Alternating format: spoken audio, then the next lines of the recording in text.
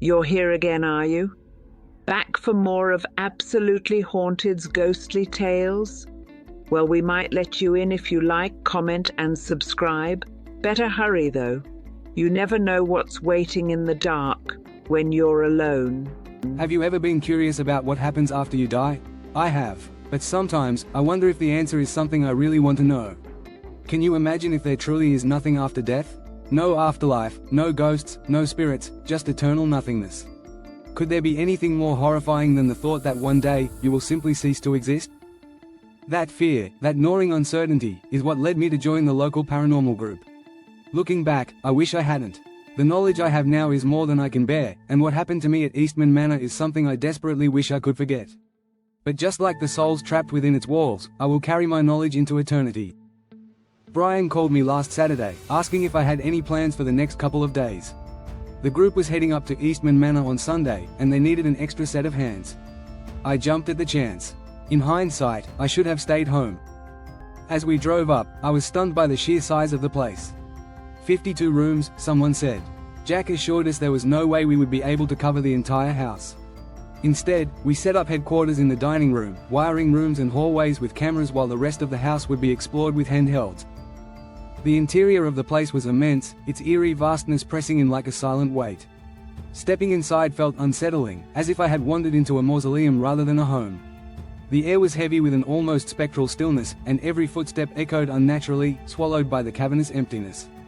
It was impossible to imagine anyone truly living here. This was not a home, it was a cold, extravagant display of wealth, devoid of warmth or comfort. The rooms stretched out endlessly, their sheer size making them feel more like grand halls in an abandoned palace than spaces meant for human habitation. Things started quickly. Leslie and Alan were in the parlor when Leslie saw a shadow figure dart into the hallway leading to the kitchen. They took off in pursuit. The kitchen, set up for commercial use, was empty, until a knife flew through the air and embedded itself in the wall next to Leslie's head. The night vision cameras captured everything. Alan and Leslie ran, but no one had warned them that in Eastman Manor, there was no safe place. Dave and I carried our equipment toward the indoor pool, our footsteps echoing unnaturally through the empty halls. The air grew heavier with each step, thick with something unseen yet unmistakably there. A whisper of movement, just beyond our vision. A subtle shift in the shadows. It was as if the walls themselves were breathing, watching. Then came the feeling, an icy weight pressing against our backs, something trailing just behind us, silent but insistent. It clung to us like a shadow that wasn't our own. A warning, one we should have heeded. But we didn't. The pool area was pitch black. When we tried the light switch, nothing happened. Damn, Dave muttered, reaching for his flashlight. It didn't work either. I was filming when I saw her, the shadow girl. She looked about 10 years old. The camera caught her rising from the depths of the water, crossing the pool as if walking on air. She climbed out and turned toward me, her eyes, pure, soulless white, locking onto mine. A wave of terror surged through me. Dave? Dave, do you see this? I whispered. He didn't answer, but she did. Dave's going to die. And so are you. She rushed at me. I don't think she touched me, but an overwhelming force sent me tumbling into the pool. The world became dark and weightless, water filling my ears, my lungs. Dave heard the splash, turned his night vision camera toward the pool, and saw her. The thing that looked like a child was holding me under. He dove in, grabbed my arm, and yanked with all his strength. The thing tilted its head back and howled like a rabid animal before sinking into the blackness. As Dave pulled me free, he cried out in pain. Something had bitten him. Cal saw us coming and started telling us to come over and look at what he was getting on the cameras we had installed when we first arrived. We rushed over just in time to see dozens of people dressed in all manner of attire from all eras walking up and down the hallways, laughing with each other. That's it, Dave said. He was pointing to one of the monitors. It was clearly showing the shadow girl that had bit him and tried to drown me. She was now roaming the upstairs hallway. At least she can't drown anyone from there, I quipped, pulling dry clothes from my bag. I went into the other room and changed quickly. When I returned I found Dave and Cal motioning me over to the bank of monitors. Show her, Dave urged, his voice edged with urgency. Cal didn't speak. He simply reached up and played a saved clip, his face pale in the dim light.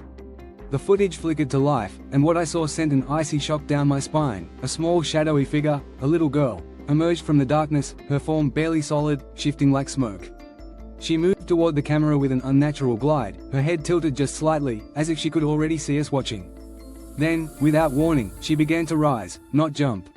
Not climb, just float. Higher and higher she ascended, her hollow eyes never leaving the lens. My stomach turned as I remembered, the camera was mounted at least 15 feet up. Yet there she was, face to face with it.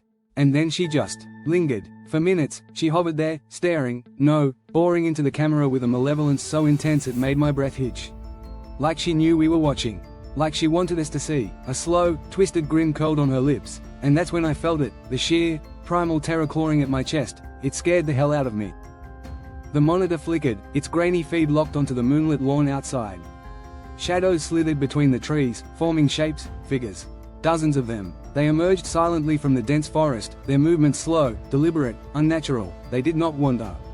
They did not waver. They stood, watching. Their hollow eyes, empty pits of darkness, were fixed on the house. Their faces, if they had any, were obscured by the shifting fog that coiled around their barely there forms. Some tilted their heads, as if listening, waiting. Why had they come? What did they want? Were they echoes of the past, trapped within the haunting grip of this place? Or something far worse, something aware? The air in the room thickened, a suffocating pressure sinking deep into my chest. And then, through the static hum of the monitor, I swore I heard something. A whisper, a warning. They knew we were watching. Another monitor showed Tony and Lyda standing in one of the upstairs hallways. They were the only two who hadn't encountered anything yet. The camera labeling showed they were up on the 3rd floor, conducting an EVP session, oblivious to the spirits surrounding them. The camera from the other end of the hall picked up a ghostly man, dressed as a clown. He slithered to the floor and began moving, galloping down a long hall, toward them like some grotesque, predatory beast. His grease-painted face was ghastly white, his 2 long teeth snapping, before he resumed the advance on his prey. Tony and Lyda continued doing EVP, totally unaware that dozens of ghosts were materializing around them in the hallway, watching with glee as the clown ghost approached. They continued asking questions and conversing with each other until we saw Lyda twist around trying to grab her back. She was wincing in pain as Tony reached out and pulled up the back of her shirt, shining his flashlight on her back. Although what he saw was not completely clear through the cameras, whatever it was, got the two of them moving. To our shock we witnessed the spirits laughing with each other, as the 2 live people raced away. It was with great trepidation that I watched a ghostly clown slink down toward the floor and it went running after them. It was running in a way that a monkey would run. He was ghostly white with the grease paint covering his face, and it was even more grotesque when he stopped near one of the cameras and smiled, looking directly into the lens. His teeth were impossibly long. He snapped them toward the camera and roared before resuming his pursuit of Tony and Lyda. We ran to the entrance hall, just as Tony and Lyda reached the top of the stairs. Lyda leaped to the bottom. Tony wasn't so lucky. The clown thing pounced onto his back, sending him tumbling down the staircase. As he fell, it giggled, bent its head toward his neck, pulled its head back and roared, and then disappeared mid-air. Tony was unconscious when we reached him. I looked up, the clown ghost was there, standing at the top step.